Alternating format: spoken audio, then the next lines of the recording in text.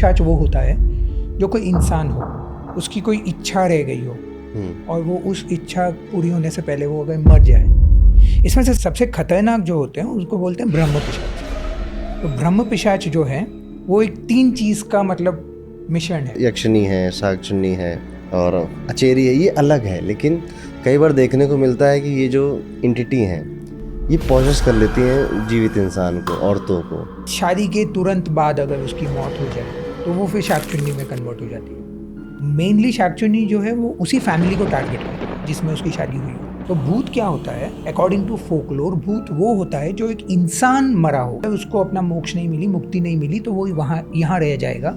उसकी कोई इच्छा अपूरी है तो वो यहाँ रह जाएगा और वो भूत बन जाता है। इंडिया में एक ऐसी जगह है जिसे birth place of black magic कहा जाता है। क्या आप भूत भगाते हैं?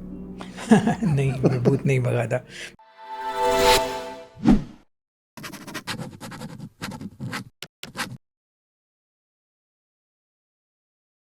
नील जी, एस्ट्रो पंडित शो में बहुत बहुत स्वागत है आपका।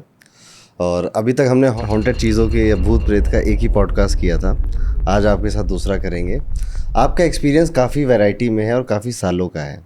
आपने लगभग 10 किताबें लिखी हैं, आई गेस 14 से ऊपर हो गई। 14 से ऊपर हो गई हैं।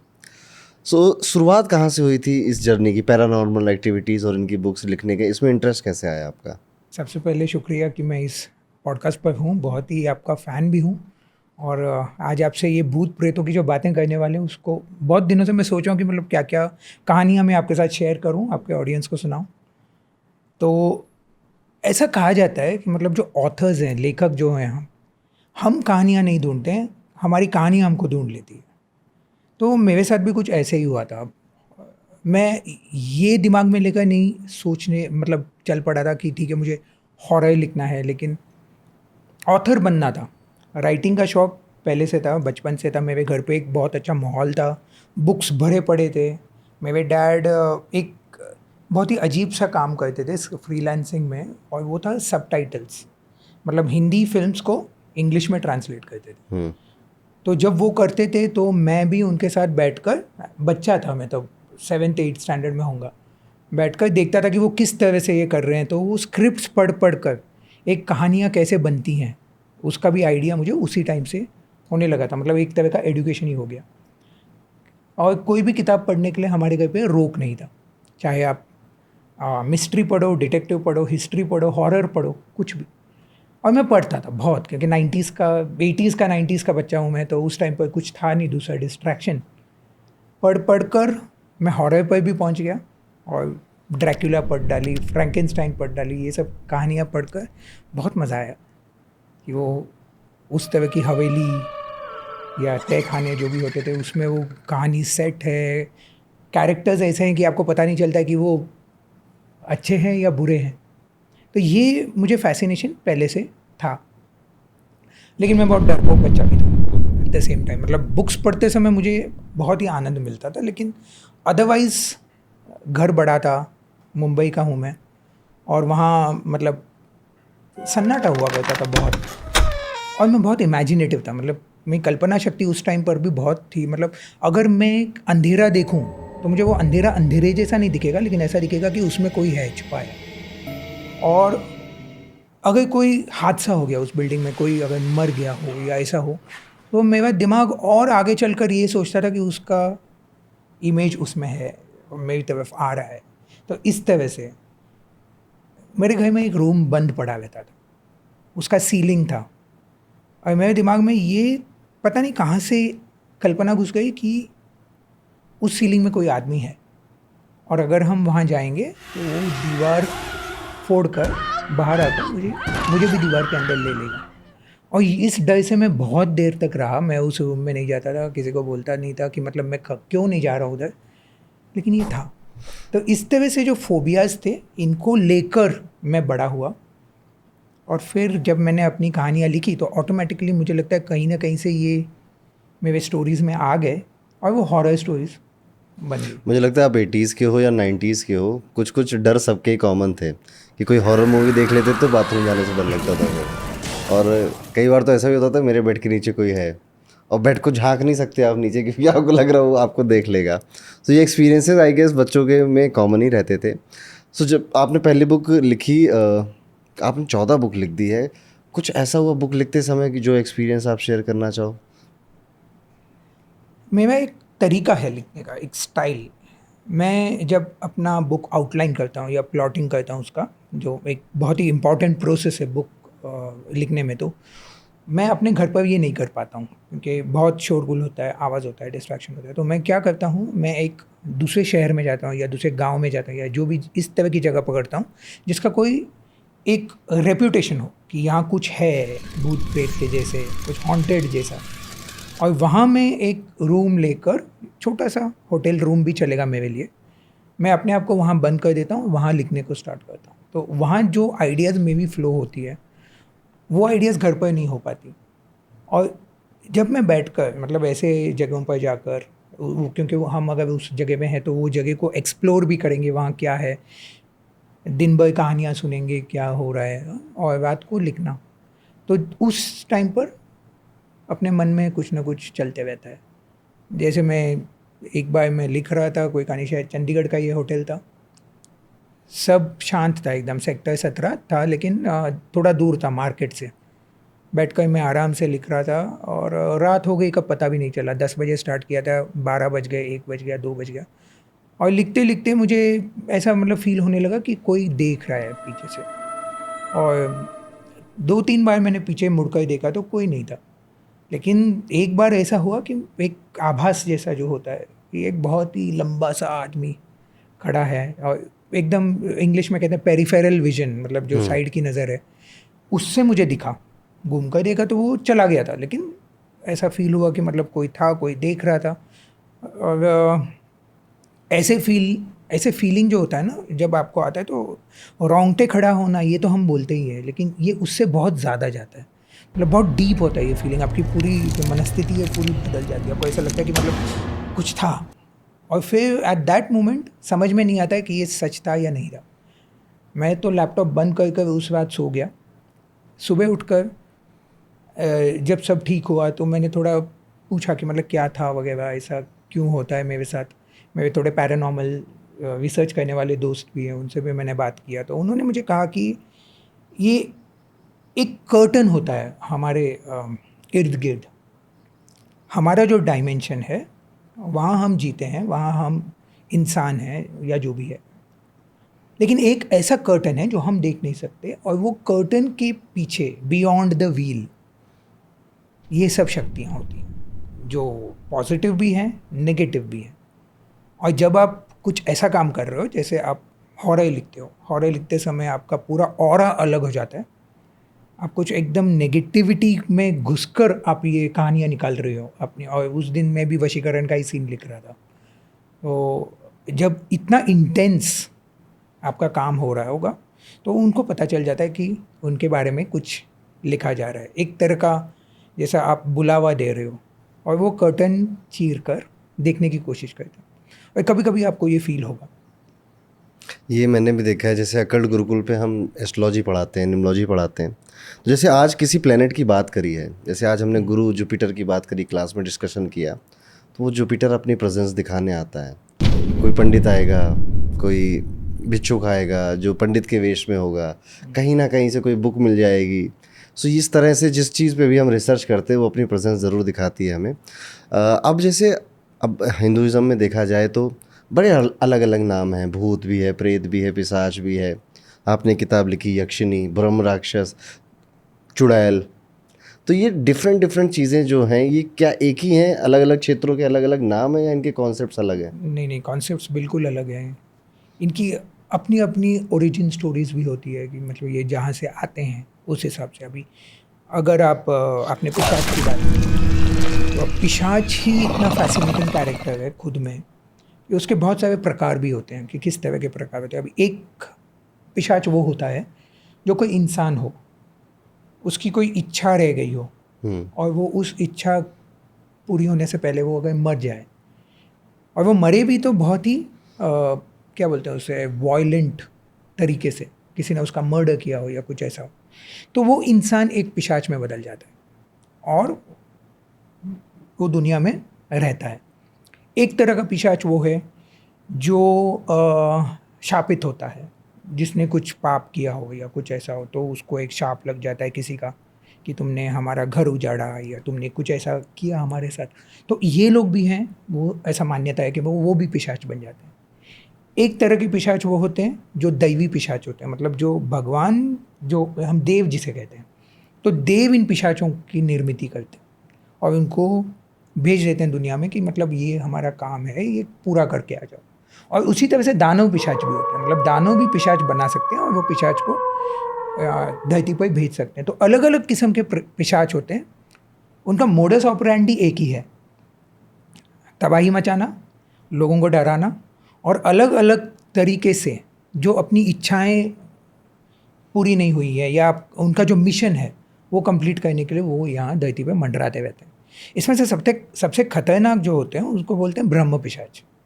तो ब्रह्म पिशाच जो है वो एक 3 चीज़ का मतलब मिशन है। एक तो है वो ब्रह्मदेव से कनेक्टेड है, तो मतलब उनको स्पिरिचुअल नॉलेज बहुत है, वो ब्राह्मण होते हैं, वो इंसान भी होते हैं एट द सेम टाइम, और वो पिशाच भी बन जाते हैं। वो पिशाच इसलिए बन जाते हैं क्योंकि ब्राह्मण होकर भी उन्होंने कुछ ऐसा पाप किया हो जिससे उनका धर्म भ्रष्ट हो, या उन्होंने कुछ बहुत ही ऐसा पाप किया है जो बहुत ही गलत है, उस वजह से उनको शाप मिलकर वो पिशाच बन जाते हैं। अब पिशाच होकर भी उनके पास वो सब स्पिरिचुअल नॉलेज है, तो इसीलिए ये पिशाच को हराना बहुत मुश्किल है।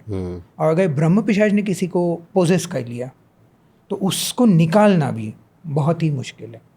तो इस तरह की कहानियाँ जो हमारे मतलब अपने हिस्ट्री में है, अपने माइथोलॉजी में है, ये कहानियाँ हैं जो मुझे फैसिनेट करते हैं हॉरर लिखने के लिए।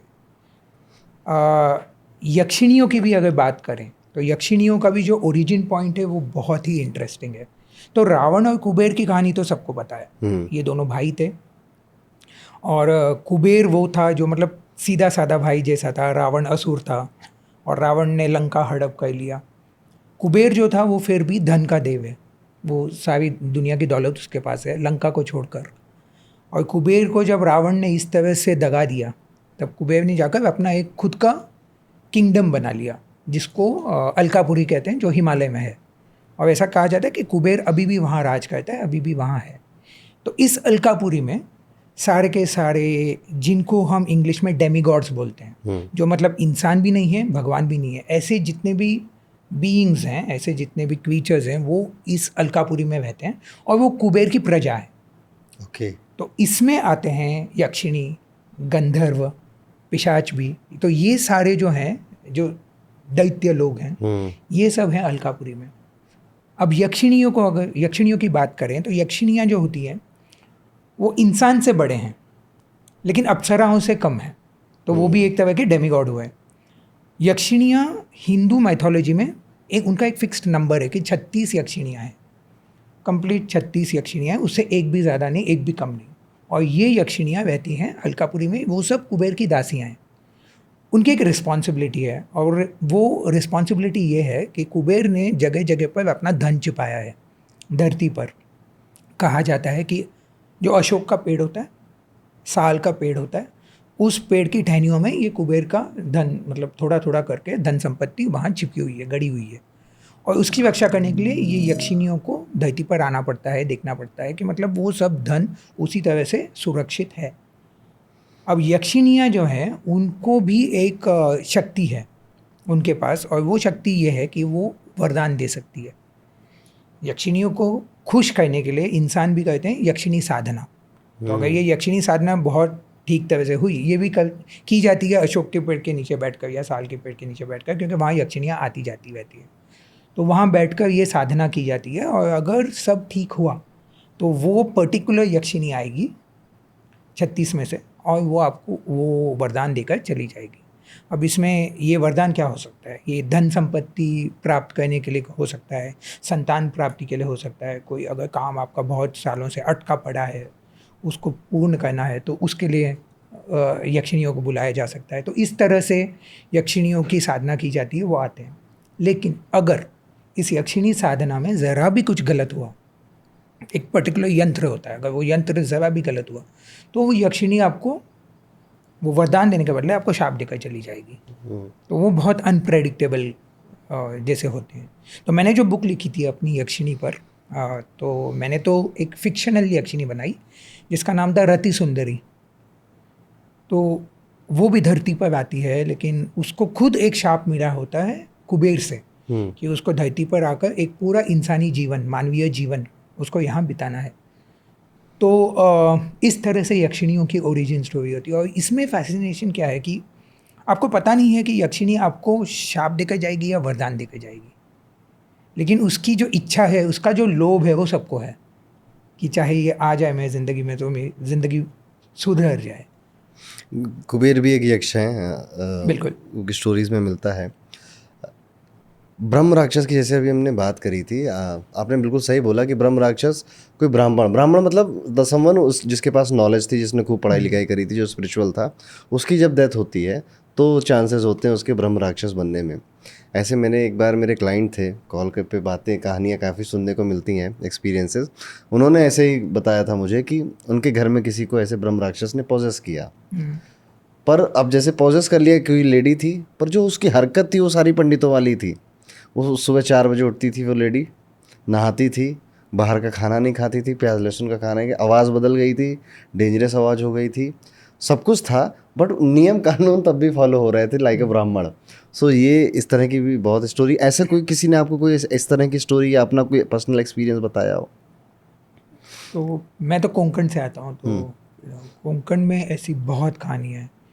जगह जगह पर आपको कोई ना कोई फोक स्टोरी ऐसा मिल जाएगा जो बहुत ही यूनिक होती है। अब एक चीज़ है, हमारे इंडियन फोकलोर में बहुत यूनिकनेस है, और कहानियाँ भी बहुत इंटरेस्टिंग होती हैं। लोग क्या है, अपने रीजन में एक कहानी बना डालते हैं। तो एक कहानी मैंने सुनी थी, ये भी फोकलोर है। एक जंगल जैसा था, नाम भूल रहा हूँ जंगल का, कोंकण का ही एरिया है, लेकिन एक बहुत ही जंगल जैसा एरिया था जिसके बाहर एक गांव भी था। तो उस जंगल में बहुत सारी फीमेल स्पिरिट्स उन्होंने अपना वास कर लिया था, वो रह रहे थे उधर। और ये फीमेल स्पिरिट्स एक तरह की मोहिनी जो है, तो वो इंसानों को ललचाती थी। जंगल से थोड़ा बाहर आकर अगर कोई अकेला सा आदमी जा रहा हो तो उसको ललचाना, उसको जंगल में ले जाना, वहाँ उसकी हत्या कर देना। तो ये उनका काम हो गया था। तो अच्छे अच्छे लोग भी इसमें फंस रहे थे, जो मतलब बिल्कुल ही इनोसेंट हैं, बिल्कुल ही अपने इंद्रियों पर सब कंट्रोल रखे हुए हैं, वो लोग भी फंस जाते थे। तो जब ये बात बहुत बड़ी हो गई, तब इन्होंने लोग, गांव ने सोचा कि अभी कुछ करना पड़ेगा। और ऐसे बहुत सारे स्पिरिट्स थे, एक नहीं थी जिसको हराया जा सके, बहुत सारे स्पिरिट्स थे, और वो स्पिरिट्स कैसे उनके ऊपर हावी हो सके करके, तो इन्होंने एक तांत्रिक को पकड़ा, और वो तांत्रिक का नाम था भूताल। अब भूताल का मतलब ये है कि भूतों को कॉन्कर करने वाला, ठीक है। तो भूताल को उन्होंने पकड़ के लाया और भूताल को कहा कि मतलब ये हमारे गांव की पीड़ा है, यहाँ इतने सारे स्पिरिट्स हैं और इनको अभी क्या किया जाए। तो भूताल ने एक तरीका निकाला। भूताल ने एक नारियल लिया और उस नारियल पर उसने कुछ ऐसे रिचुअल्स किए कि वो नारियल एक तरह का मैग्नेट बन गया, कि मतलब अभी जो भी स्पिरिट्स हो वो उस नारियल की तरफ आकर्षित हो जाए। तो वो नारियल लेकर बहुत दिनों तक वो जंगलों में घूमा अकेला, और उसने कहा कि जब वो वापस आया कि अब इस नारियल में मैंने सारे के सारे स्पिरिट्स को कैद कर दिया, अब वो इस नारियल में है, और उसको उसने सील कर दिया। मतलब काउडंग लगाकर, टर्मरिक लगाकर, थोड़ा कुमकुम लगाकर नारियल बंद हो गया और सील हो गया। और उसने बोला कि अब इस नारियल को, इसमें सारी जितनी भी वो मोहिनियाँ थी वो अब इस नारियल में है, और इसको अब कोई भी तोड़ेगा नहीं, क्योंकि ये एक नारियल एक तरह का ऐसा नारियल है जिसमें बहुत ही नेगेटिव शक्ति है। अगर ये टूटा तो फिर मतलब प्रलय आ जाएगा ऐसा। अब उसने खुद जाकर उस नारियल को कहीं ना कहीं छुपा दिया उसी जंगल में, और उसने उस नारियल का पता किसी को नहीं बताया। अब मान्यता ये है कि वो नारियल अभी भी उस जंगल में कहीं ना कहीं छुपा है, और आपको कभी कभी वहाँ वो नेगेटिव एनर्जी अभी भी फील होगी, लेकिन वो स्पिरिट्स उसके अंदर है, और ये नारियल अब भी है। तो किस, कहाँ की, कोंकण की कहानी है ये कोंकण की कहानी। और किसी भारत के एरिया की कोई कहानी? आसाम में है एक फिशरमैन का स्पिरिट है, आपने सुनी है ये कहानी, जिसको इसको बाघ कहते हैं, बाघ। तो कहा जाता था कि मतलब एक फिशरमैन था मच्छी पकड़ने वाला। तो वो जब पानी में चला गया बोट में, तो वहाँ वो डूबकर मर गया। और तब से उसका जो स्पिरिट है, भूत है, वो उस पानी में, उस इलाके में घूमते रहता है।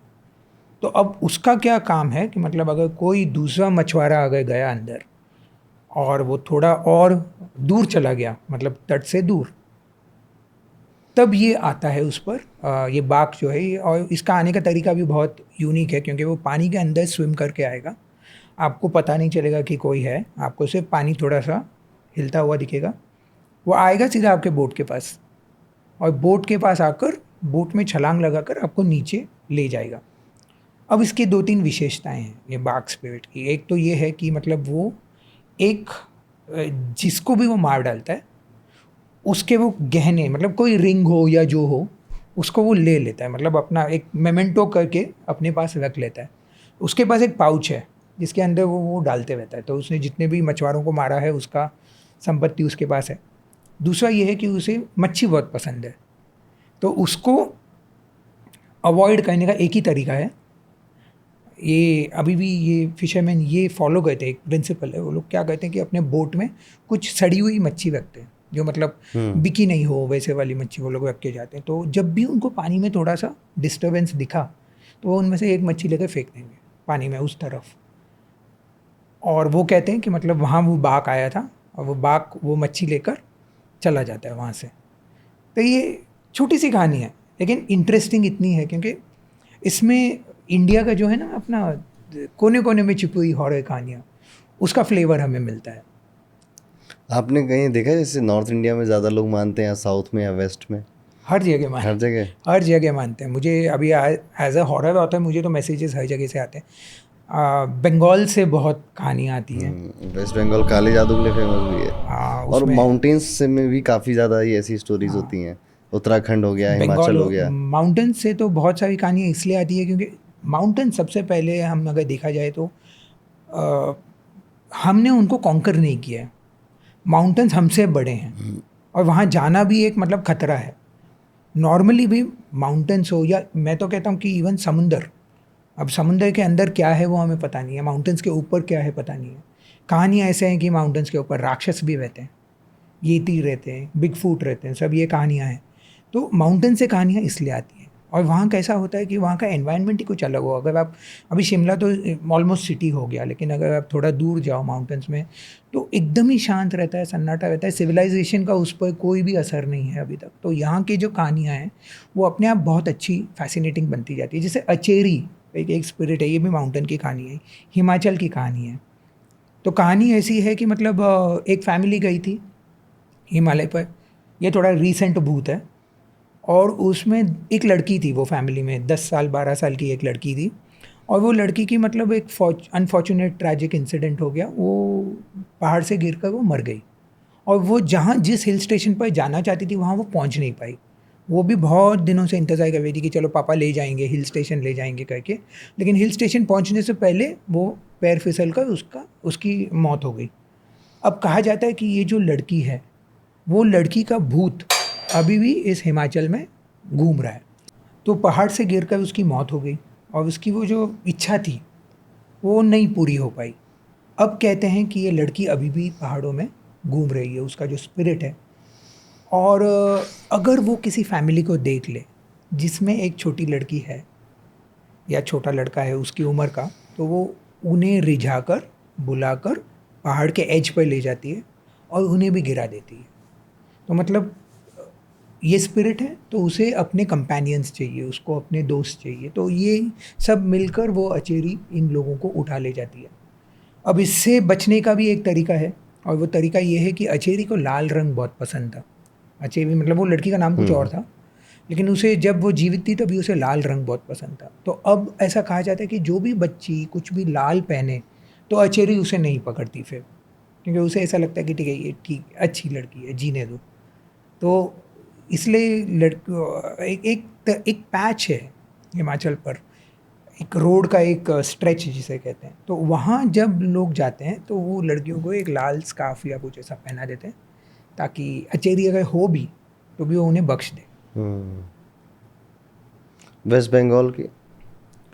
वेस्ट बंगाल में तो भंडार है, पूरा कहानी होगा।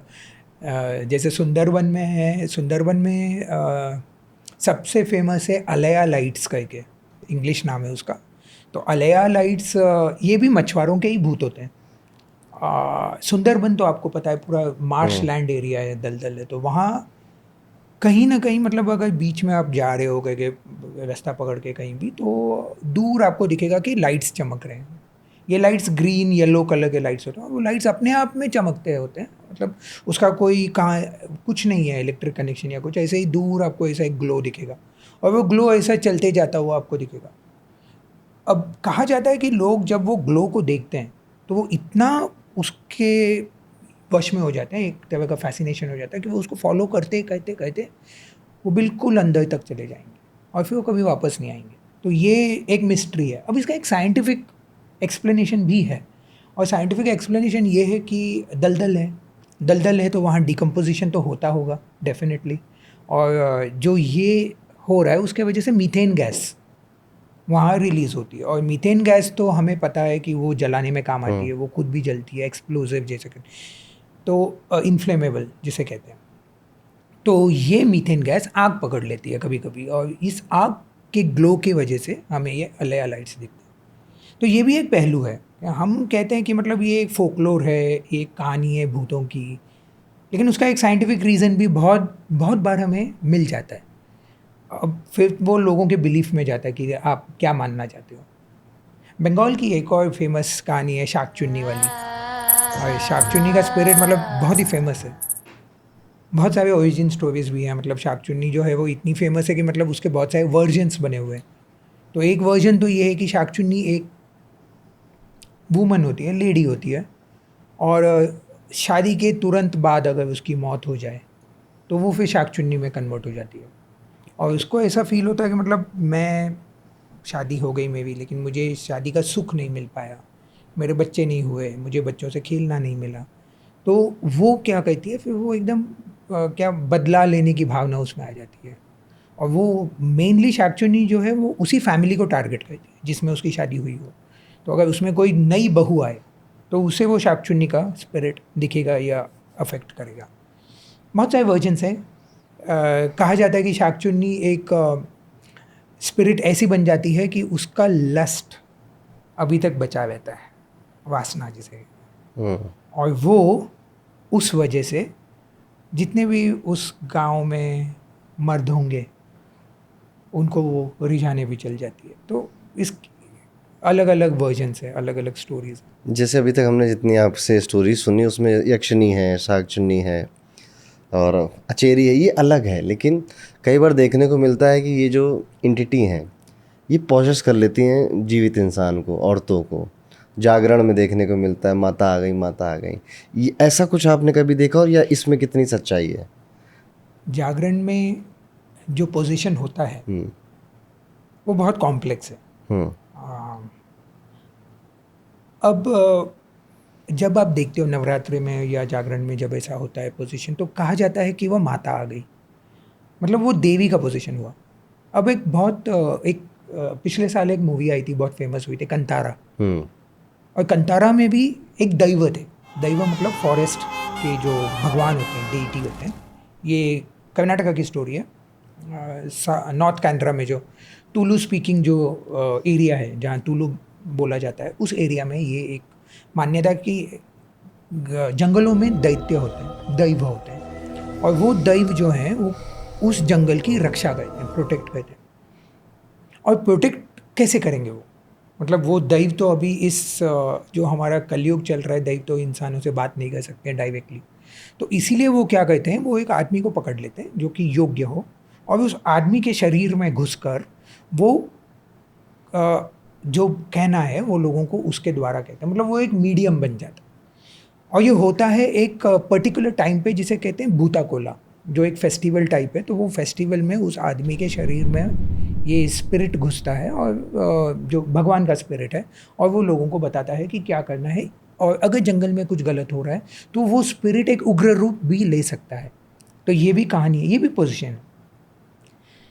पोजीशन इंसानों का भी होता है, मतलब अभी ये तो जो हमने बात की जगराता की है, कंतारा की, ये भगवान का पोजीशन है इंसान पर, लेकिन पोजीशन इंसान का इंसान पर भी हो सकता है। अगर कोई जैसे हमने स्टार्ट में ही बात की थी भूत की, तो भूत एक कॉमन टर्म नहीं है, ओके। भूत एक स्पेसिफिक टर्म है। तो भूत क्या होता है अकॉर्डिंग टू फोकलोर? भूत वो होता है जो एक इंसान मरा हो, इंसान एक नॉर्मल ऑर्डिनरी ह्यूमन, वो मर जाता है और अगर उसको अपना मोक्ष नहीं मिली, मुक्ति नहीं मिली, तो वो वहाँ यहाँ रह जाएगा। उसकी कोई इच्छा अपूरी है तो वो यहाँ रह जाएगा और वो भूत बन जाता है। और वो भूत, अब भूत तो सभी बनेंगे, लेकिन सभी भूत दिखेंगे नहीं। दिखेंगे वही भूत जो मतलब ज़्यादा उनके दिमाग में बहुत सारा नेगेटिविटी भरा हुआ है, ताकि वो अब मैनिफेस्ट कर सके अपने आप को। या तो अगर आप बहुत बड़े साइकिक हो, तो हर एक की साइकिक क्षमता जो है वो अलग होती है। मैं चाहे भूत देख सकूं, आप नहीं देख सको, ऐसा अलग अलग होता है। तो अगर आप बहुत बड़े साइकिक हो तो आपको शायद भूत दिख भी जाए। तो ये 2 वे प्रोसेस है। तो कभी कभी ऐसा होता है कि ये भूत जो मैनिफेस्ट कर सकते हैं वो किसी इंसान के शरीर में घुस जाते हैं, और अगर वो घुस गए तो फिर वो एक पोजीशन जिसे कहते हैं, उसको निकालना होता है, तो उस प्रोसेस को हम एक्सॉर्सिज्म कहते हैं। अब हम इन सब चीज़ों की बात तो कर रहे हैं, लेकिन एक डिस्क्लेमर भी डालना होगा कि हम पोजीशन की बात करते हैं। ये फोकलोर में बहुत कॉमन है, कहानियाँ इनकी सुनने में बहुत मज़ा आता है, लेकिन अगर आप देखा जाए तो ये एक तरह का मेंटल इलनेस ही है। अब साइकोलॉजी में हम अगर जाएँ तो एक टर्म है जिसे कहते हैं डिसोशिएटिव आइडेंटिटी डिसऑर्डर, DID। कुछ लोग होते हैं जो अपनी पर्सनालिटी को चेंज कर सकते हैं और उनको पता भी नहीं चलता कि अपनी पर्सनालिटी चेंज हुई है। अब मैं बैठा हूँ, मैं आपसे बात कर रहा हूँ, मैं नॉर्मल हूँ, मैं अभी नील डिसिल्वा हूँ, आपसे बात कर रहा हूँ, लेकिन ऐसा हो सकता है कि मैं एक दूसरे जोन में ही चला जाऊँ और मैं कोई और ही बन जाऊँ।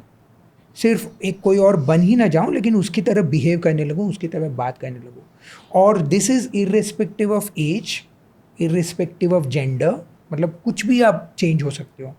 कुछ लोग होते हैं जो डिसोशिएटिव आइडेंटिटी डिसऑर्डर के जो पेशेंट्स हैं, उनको पता भी नहीं चलता है कि वो दूसरे पर्सनालिटी में घुस गए और वापस आ गए। तो अब कहा जा रहा है कि जितने भी पोजीशन के केसेस हैं, ये सभी DID के किसी न किसी रूप से आए हुए हैं। सिंपल इंग्लिश में उसे स्प्लिट पर्सनालिटी भी कहते हैं। अब स्प्लिट पर्सनालिटी हम सब में है, कोई कुछ ना कुछ हद तक तो हम सब में स्प्लिट पर्सनालिटीज़ है, क्योंकि हम कभी कभी बहुत खुश हो जाते हैं, कभी और सडनली हमें गुस्सा आ जाता है, और डिफरेंट लोगों के सामने अलग अलग होते हैं, हमारा इमोशन बदल जाता है तुरंत, है ना। और अलग लोगों के साथ भी हम अलग रहते हैं। तो ये भी एक तरह का स्प्लिट पर्सनालिटी है ही है। कुछ लोगों में ये बहुत एक्यूट हो जाता है। और अगर आप अभी जगराता का या नवरात्रि का आप एनवायरनमेंट देखो तो कैसा होता है। भूता कोला, लोग बहुत म्यूजिक बजाते हैं, बहुत सारा। भूता कोला क्या? कंतारा का जो था, अच्छा, मतलब वही जो दैव स्पिरिट जो आता है। तो इसमें क्या होता है कि बहुत शोरगुल होता है, लोग रहता है, लोग बहुत ही धार्मिक होते हैं, उस समय पर पूजा कर रहे होते हैं सब, ना कोई गाना चल रहा होता है। इस सब माहौल के वजह से भी कुछ लोग होते हैं जो ज़्यादा मतलब वल्नरेबल हो जाते हैं। उनका इमोशनल जो स्ट्रक्चर है वो वैसे भी वीक रहता है और वो स्लिप कर जाते हैं अपनी दूसरी पर्सनैलिटी में। उनको पता भी नहीं चलता है कि वो अभी दूसरे पर्सनैलिटी में चले गए। आसपास के लोग जो देख रहे हैं वो सोचते हैं कि ये पोजेस हो गया, लेकिन ये एक मेंटल इलनेस ही है जिसे हमने अभी तक उतना एक्सप्लोर नहीं किया है, और इसीलिए हम उसे पोजीशन का नाम देते हैं। एक बार जब लोगों को पता चल जाए कि ये भी एक इलनेस है, एक तरह की बीमारी है, तो शायद इसका ज़्यादा हमें क्लू मिलेगा कि ये क्या है। क्या ये जो स्पिरिट्स होती हैं डिज़ायर पूरी कर सकती हैं? जैसे आपने कुछ कुछ बताया कि वो लश के लिए अट्रैक्ट कर रही है, यक्षिणी धन दे रही है, पैसा दे रही है, ऐसे जिन होता है, जिन सुनने को मिलता है हमें, तो क्या ये सच में ऐसा होता है कि वो डिज़ायर पूरे कर दे आपके? वो लोगों के बिलीफ पर है। अब यक्षिणियों की भी जो कहानी कहते हैं हम, कहानी के हिसाब से बहुत अच्छी सुनने में आती है, लेकिन ये बेसिकली होता क्या है? बेसिकली ये होता है वो जो इंसान है जो यक्षिणी साधना कर रहा है, ये पूरा उसके ऊपर सेंटर्ड है। वो इंसान पूजा कर रहा है, वो साधना कर रहा है, वो इतने अपने कंसंट्रेशन से कर रहा है, उसका दिमागी संतुलन इतना स्ट्रांग है कि मुझे ये चाहिए, ये यक्षिणी यहाँ आनी चाहिए और इसने करना है। तो वो खुद ही अपने आप से एक तरह से मैनिफेस्ट कर रहा है उसको जो चाहिए। अगर आपने लॉ ऑफ अट्रैक्शन के बारे में आप जानते हैं, लॉ ऑफ अट्रैक्शन में कहा जाता है कि आप जितने इंटेंसली किसी चीज़ को आप उसकी क्या कहते हैं उसके शब्द क्या है? आस्क बिलीव Attract करें, है ना? एक्सेप्ट। हाँ, आस्क बिलीव एक्सेप्ट। तो जितने आप स्ट्रांगली उसके पीछे आप लग जाए तो वो चीज़ आपके पास आ जाएगी। एक तरह का ये मैनिफेस्टेशन है। तो लॉ ऑफ अट्रैक्शन में जो हो रहा है वो हम अपने लाइफ में ला सकते हैं थ्रू अदर थिंग्स। मतलब अगर आपको अच्छा रिजल्ट चाहिए एग्ज़ाम में या आपको कोई प्रमोशन चाहिए तो आप ये ला सकते हैं। ये लोग वही यूज़ कर रहे हैं लेकिन एक सुपरनैचुरल तरीके से। तो वो सोचते हैं कि अगर यक्षिणी मेरे ज़िंदगी में आ जाए तो मेरा ये काम पूरा हो जाए, इसलिए वो लोग ये साधना कर रहे हैं, इसलिए वो लोग ये पूरा रिचुअल बना रहे हैं। तो ये एक तरह से मेरे हिसाब से, अगर मेरा ओपिनियन आप ले रहे हो तो फिर मैं तो कहूँगा कि ये सारी जो इच्छा पूर्ति की चीज़ें हैं ये सब लॉ ऑफ अट्रैक्शन से ही आती है कहीं ना कहीं से। और लॉ ऑफ अट्रैक्शन सच है, काम करता है। काम करता है आपके लिए गया कभी बहुत बार। कुछ किस्सा? ये लेकिन हॉरर नहीं होगा। लेकिन हुआ था एक बार जब बहुत ही सीरियस केस था। मुझे डेंगू हो गया था और बहुत दिन तक वो रहा, मतलब प्लेटलेट काउंट बहुत ही नीचे जा रहा था। अब कहाँ, मतलब ऐसा होता है कि 40,000 से नीचे अगर जाए तो आपको हॉस्पिटलाइज होना है। तो हो रहा था मेरे साथ वही, मतलब मैं थोड़ा सा ऑन द एज था और पूरा वीक हो गया था। मैं हिल भी नहीं पा रहा था, कुछ भी कोई भी चीज़ में मज़ा नहीं आ रहा था, मतलब ऐसा पड़ा रहता था बस।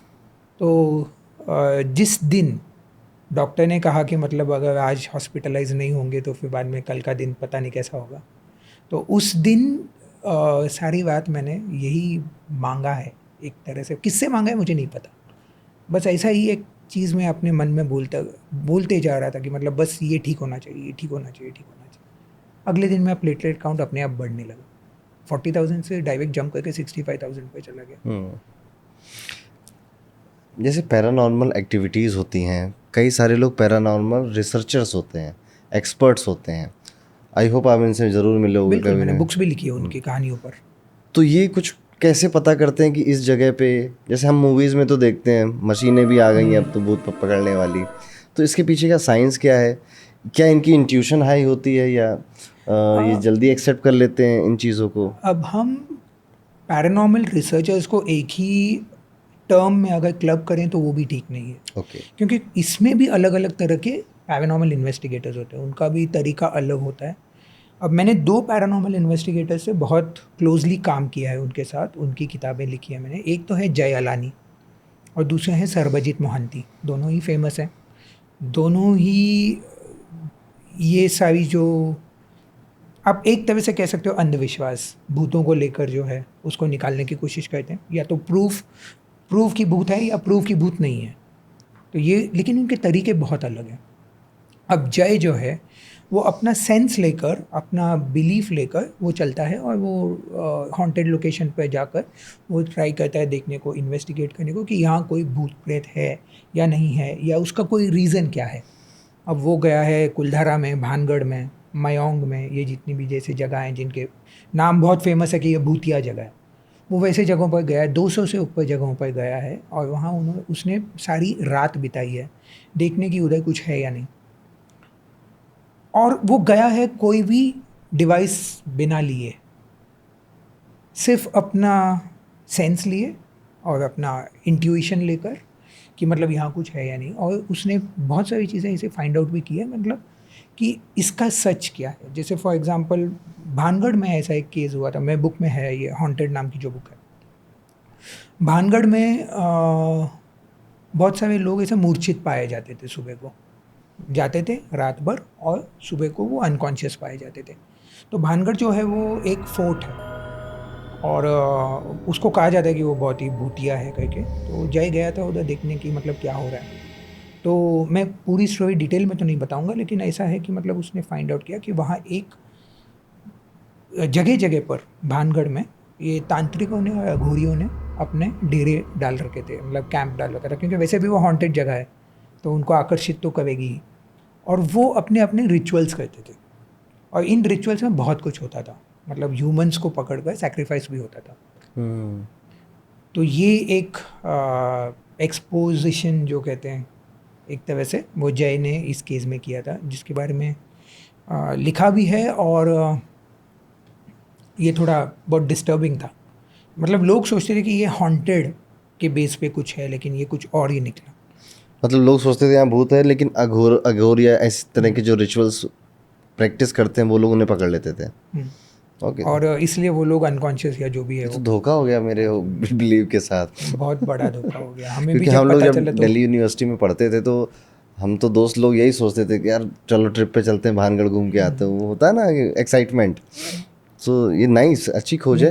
विजिट करने के लिए भानगढ़ बहुत अच्छी जगह है। वो जो मशीनें होती हैं, जैसे मैंने कई न्यूज़ चैनल्स में भी देखा है, वो इधर टे बोल रहा है तो इधर ज़रूर कुछ है, इसमें कुछ सच्चाई है? तो मशीनें जो है वो मेरा दूसरा जो पैरानॉर्मल इन्वेस्टिगेटर फ्रेंड है सर्वजीत, हाँ। उसने बहुत यूज़ किया है और उसका भी एक बेसिस है। अब क्या होता है कि इसको थोड़ा कॉन्सेप्चुअली एक्सप्लेन करने के लिए अगर मैं कहूँ तो आत्मा होती क्या है। अब हम हैं, आप हैं, हमारे दो पार्ट्स हैं।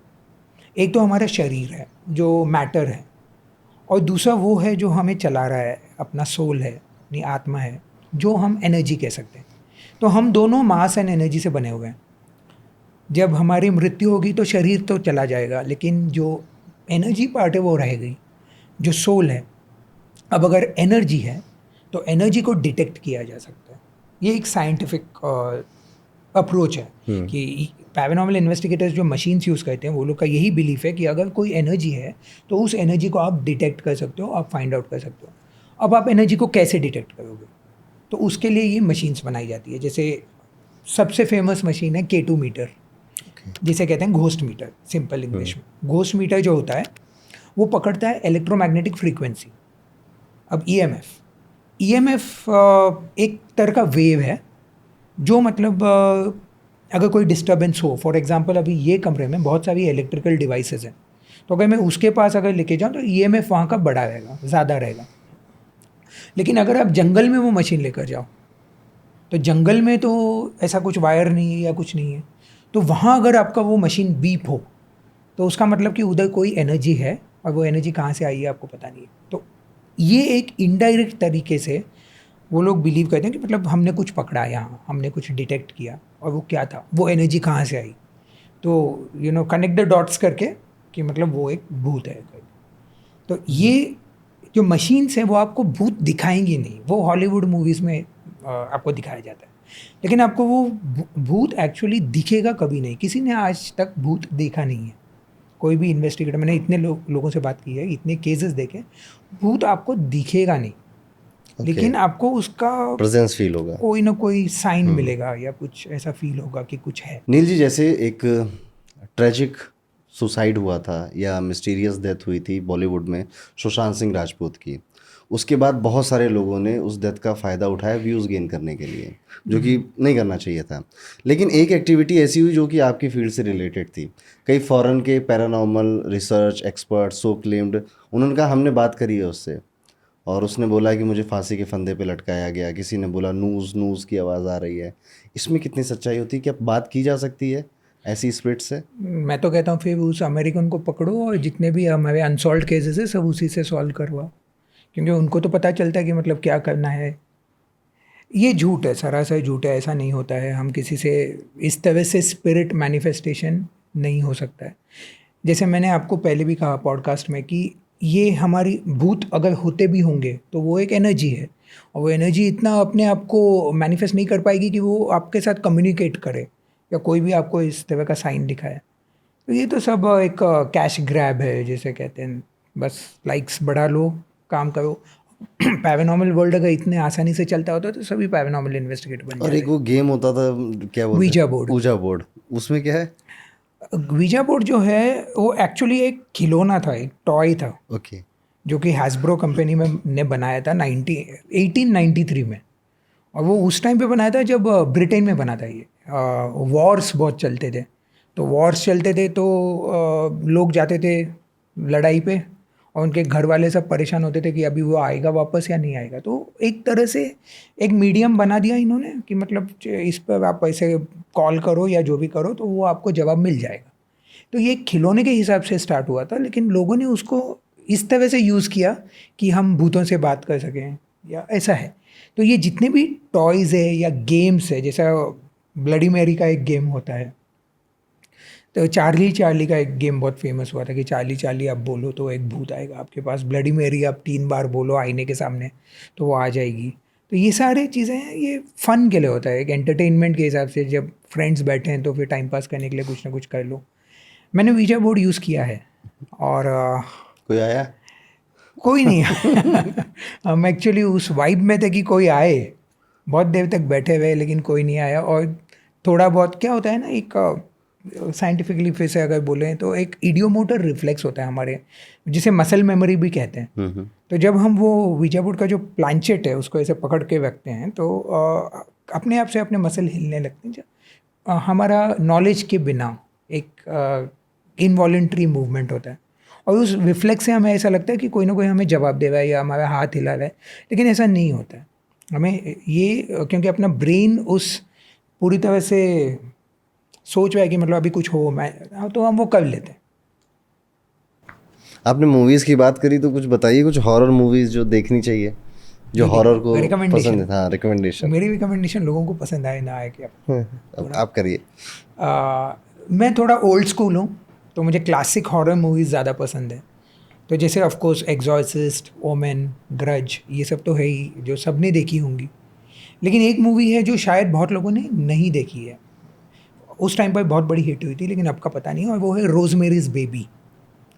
तो ये बहुत ही फैंटास्टिक मूवी है। अब आजकल के जनरेशन ने नहीं देखी होगी ये मूवी, तो एक बार देख लो।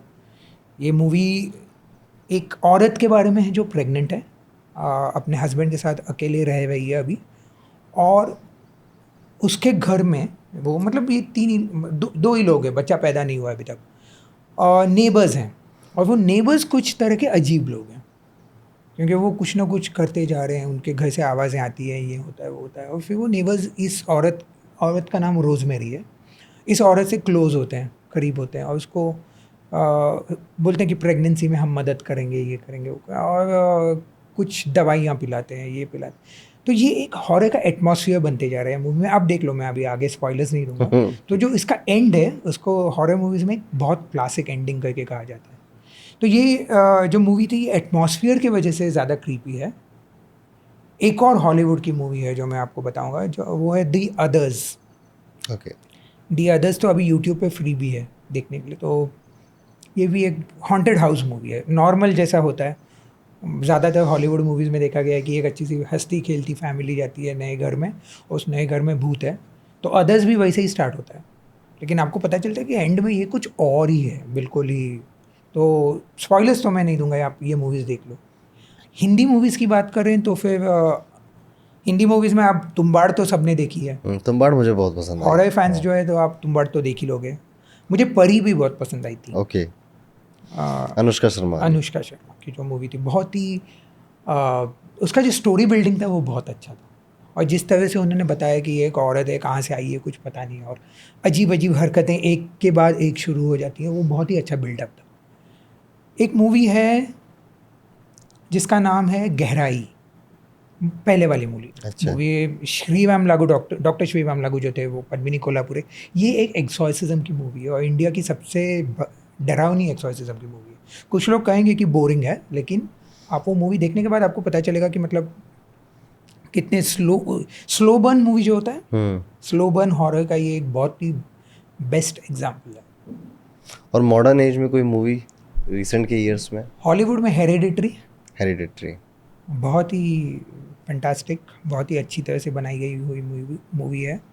कॉन्जरिंग पूरा सीरीज़ ही अच्छा है, लेकिन फर्स्ट मूवी स्पेक्टेकुलर, क्योंकि ये मूवी है जो पैरानॉर्मल एक्टिविटी पे ऐसे बनी थी ना, जिसने आप जो डिवाइसेस की बात कर रहे हैं वो डिवाइसेस उसमें दिखाए गए हैं, प्लस जो उसके स्केयर्स हैं वो ऐसे आते हैं कि मतलब आपको जंप स्केयर्स नहीं लगते हैं, आपको लगता है कि वो हॉरर के स्टोरी बिल्डिंग में ही है।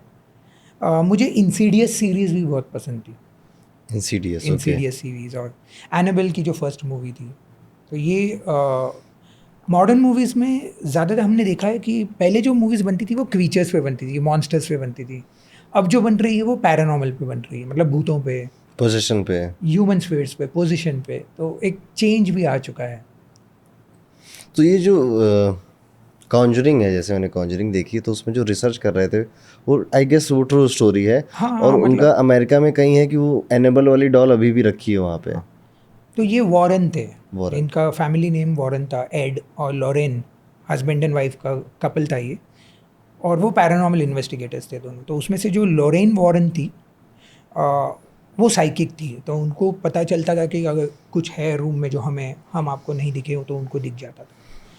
तो ये उनका केस था, कॉन्जरिंग का भी जो केस था वो उनका केस था, लेकिन मूवी के हिसाब से इन्होंने उसको बहुत ड्रामेटाइज भी किया था। तो इनके 2-3 और केसेस बहुत फेमस हुए थे। एक तो एनाबेल डॉल वाला। अब एनाबेल डॉल मूवी के लिए उन्होंने वो डॉल उस तरह से बनाई थी, बहुत क्रीपी लुक देखकर और सब, लेकिन जो असली एनाबेल की जो डॉल है वो बहुत ही सीधी सादी दिखने वाली डॉल है, मतलब वो कपड़े से बनी हुई है। ओके। आपको वो डॉल अभी भी है, वो वॉरेन म्यूज़ियम है एक्चुअली अमेरिका में। तो वहाँ ये सारी चीज़ें, जितने भी हॉरर वाली चीज़ें उनके रिसर्च में जो उनको मिली हैं, वो सब उन्होंने उस म्यूज़ियम में अभी भी रखी है। और वहाँ ये एनाबेल की डॉल भी है। आप गए हो? मैं नहीं गया अभी तक, लेकिन पिक्चर्स बहुत है गूगल पर, आप देख सकते तो मैं भी देखूंगा इस पिक्चर को। नील जी, ईवी लाई में आप कितना मानते हो या ब्लैक मैजिक में? ब्लैक मैजिक एक बहुत गहरा कॉन्सेप्ट है, उसमें अभी इतने सारे एंगल्स है कि कहाँ से पकड़ कर स्टार्ट करें पता नहीं चलता, खासकर इंडिया में, क्योंकि यहाँ जगह जगह पर ब्लैक मैजिक पे कुछ ना कुछ अलग बिलीफ है। अब फॉर एग्जांपल नींबू मिर्ची, ये तो आप जगह जगह देखोगे, घर पर लगाया जाता है, ऑफिस में, दुकानों में, हर जगह।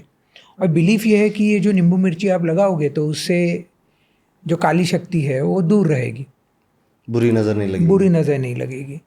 तो उसमें भी एक स्टोरी है कि मतलब वो अलक्ष्मी को दूर रखने के लिए वो नींबू मिर्ची लगाया जाता है। तो ये तो belief pan India, across India इसको माना जाता है और ये लगाई जाती है। तो उसमें एक फील आती है कि मतलब ब्लैक मैजिक का इधर कुछ है। अब मैं जब बुक लिख रहा था, ये मेरी जो बुक थी हॉन्टेड, तब रिसर्च के दौरान मुझे पता चला कि इंडिया में एक ऐसी जगह है जिसे birth place of black magic कहा जाता है, और ये जगह है आसाम में, गुवाहाटी के पास। इसका नाम है मयोंग। तो जय के साथ जो मैंने बुक लिखी थी वो उसमें एक डेस्टिनेशन हमारा मयोंग भी था। तो मयोंग में ऐसा कहा जाता है कि मतलब जितने भी वहाँ लोग हैं वो ब्लैक मैजिक प्रैक्टिस करते हैं। पुराने ज़माने से ये चलता आ रहा है, एंसेस्टर्स के टाइम से, और उनको एक वो जगह की जो मिट्टी है वही कुछ ऐसी है जो इन लोगों को वो ब्लैक मैजिक पावर्स देते हैं। अब ब्लैक मैजिक कहो या वाइट मैजिक कहो या मैजिक कहो, एक ऐसी पावर जो ह्यूमंस के पास नॉर्मली नहीं होता है। तो हमने देखा है जब ये मयोंग का जो विज़िट चल रहा था जय का, तब लोग आ रहे थे वहाँ अपनी कोई ना कोई पीड़ा दूर करने के लिए। जैसे किसी को बैक पेन होगा या किसी को कुछ और रहेगा, सर दर्द जो जाता नहीं है, तो ये लोग आते हैं और वहाँ लोग रहते हैं, मतलब नॉर्मली लोग हैं, वहाँ के सिटीजन्स हैं, वहाँ के रेसिडेंट्स हैं, वो कुछ ना कुछ कर जिसको आप झाड़ फूंक कहो या कुछ भी कहो, उसका निवारण कर देते हैं। और ये लोग जाते हैं और बोलते हैं कि मेरा बैक एक भी चला गया, ये भी चला गया, वो भी चला गया। तो इस तरह से एक जगह है जहाँ हमने देखा कि मतलब ब्लैक मैजिक को इतना डीपली माना जाता है। और राजस्थान में एक जगह है जहाँ ये ज़्यादातर एक बिलीफ है जिसे ब्राउन मैजिक कहा जाता है। ओके, ये पहली बार सुन रहा हूँ मैं। भूरा जादू। तो अभी डिस्टिंक्शन क्लियर है कि मतलब ब्लैक मैजिक उसे कहा जाता है जिसे मतलब नेगेटिव के लिए आप यूज़ करो। वाइट मैजिक वो है जो हीलिंग के लिए यूज़ करो, जैसे जितने भी नेचर स्पिरिट्स है वो वाइट मैजिक में बिलीव करते हैं। अब ये भूरा मैजिक या ब्राउन मैजिक जो है वो ऐसा माना जाता है कि ये दोनों के बीच में है। ओके। मतलब ये फॉर एग्जांपल ग्रे मैटर है एक तरह का। तो एक क्लैन है वहाँ जो मोस्टली लेडीज़ हैं, और ये लेडीज़ क्या कहती हैं, ये मतलब डेजर्ट्स में रहती हैं, और इनका काम ही था बहुत पुराने ज़माने से बच्चों को प्रोटेक्ट करना। तो उस ज़माने में लड़ाइयाँ होती थी, मिडिवल टाइम्स की बात कर रहे हैं, और अगर कोई दुश्मन राजा ने अटैक कर दिया तो वो बच्चों को पहले मारता था क्योंकि वो वारिस न बन जाए, बड़ा होकर वो राजा न बन जाए।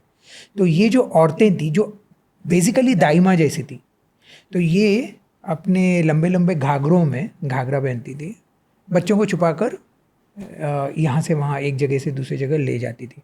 और कहा जाता था कि इन औरतों में ये करने मतलब ऐसे जो बच्चों को बचाती थी उसके वजह से उनको एक ऐसा वरदान मिला कि वो लोगों को प्रोटेक्ट कर सके और अच्छे काम भी कर सके। तो ये कहा जाता है जो है ब्राउन मैजिक, ये राजस्थान में फेमस है डेजर्ट्स में, जैसे जैसलमेर में। और उससे वो कुछ भी कर सकती थी, मतलब डेजर्ट में पानी निकाल सकती थी। तो ये एक क्लैन है जो अब गायब हो चुकी है, हमें पता नहीं है कि ये कहाँ गई, लेकिन कुछ म्यूजियम्स में आज भी आपको इनका मेंशन मिलेगा कि ये एक ब्राउन विचेस तरह के होते थे।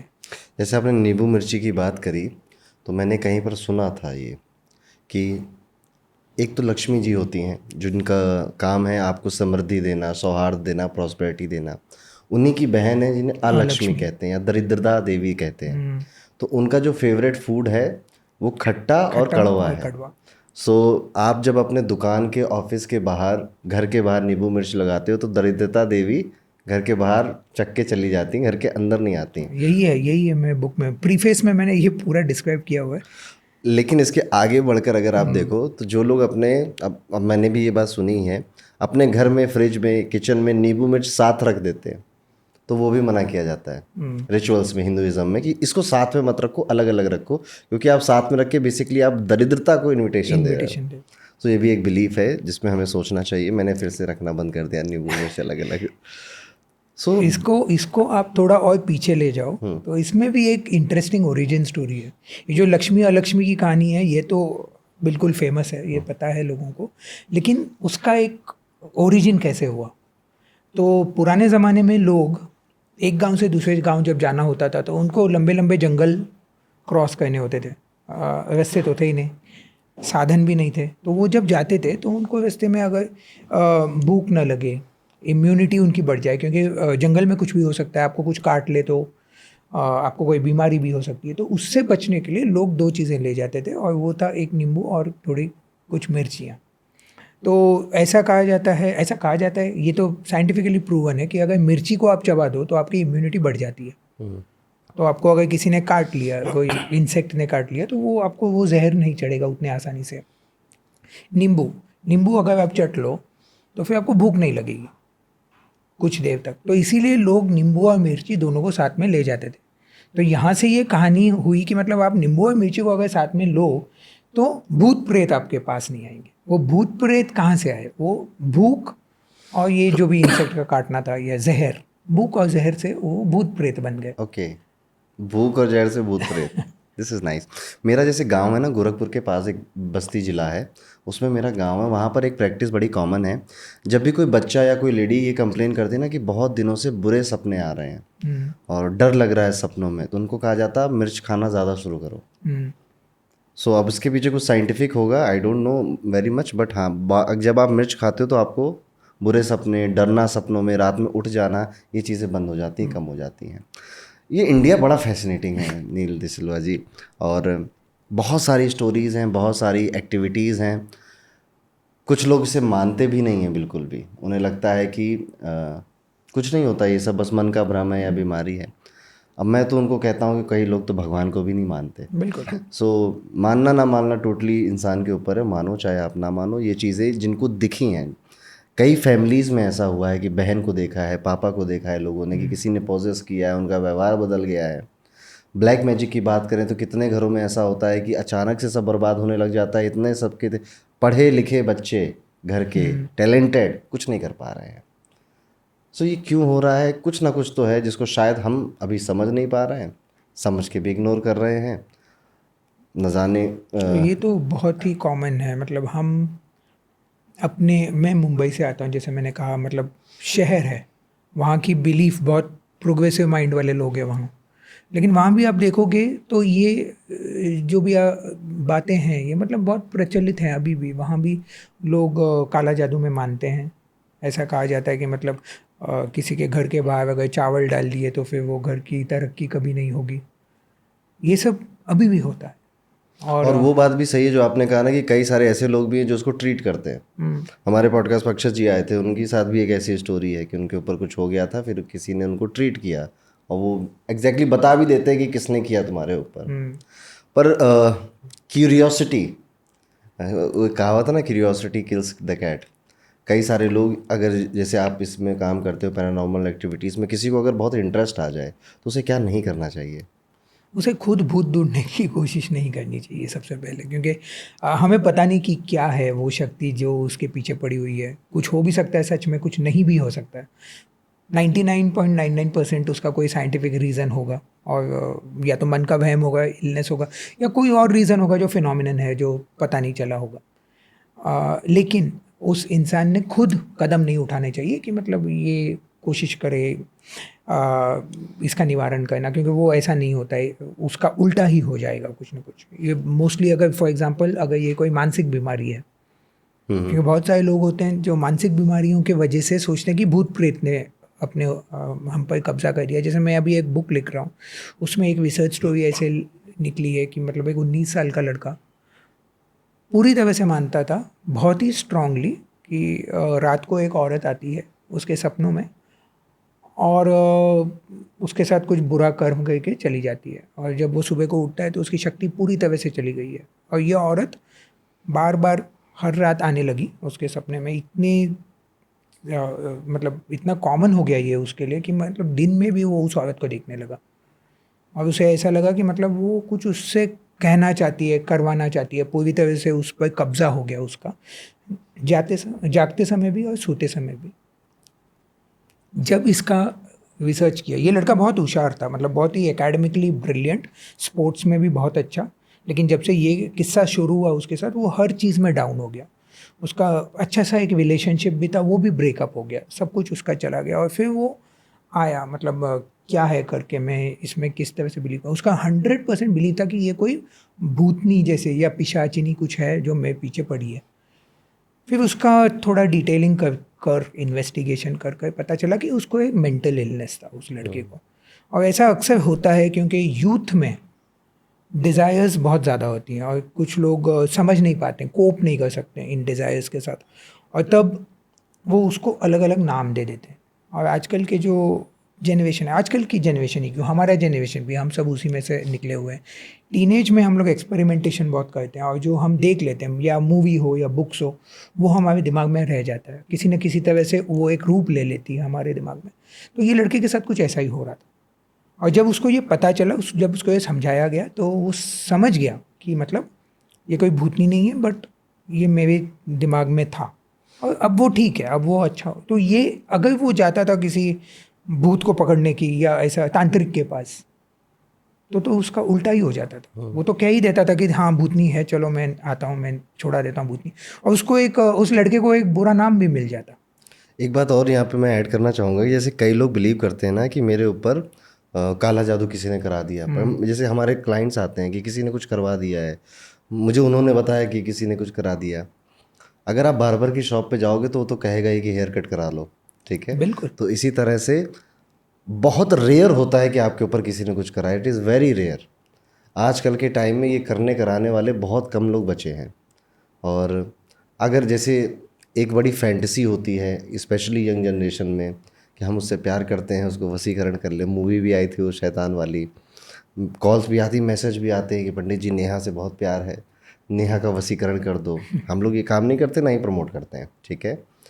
सो क्या है कि मेरा मैसेज है आप सभी को जो ये देख रहे हैं कि बहुत रेयर है कि आपके ऊपर किसी ने कुछ करवाया हो, और आपकी मन का भ्रम है, ये ज़्यादा पॉसिबल है।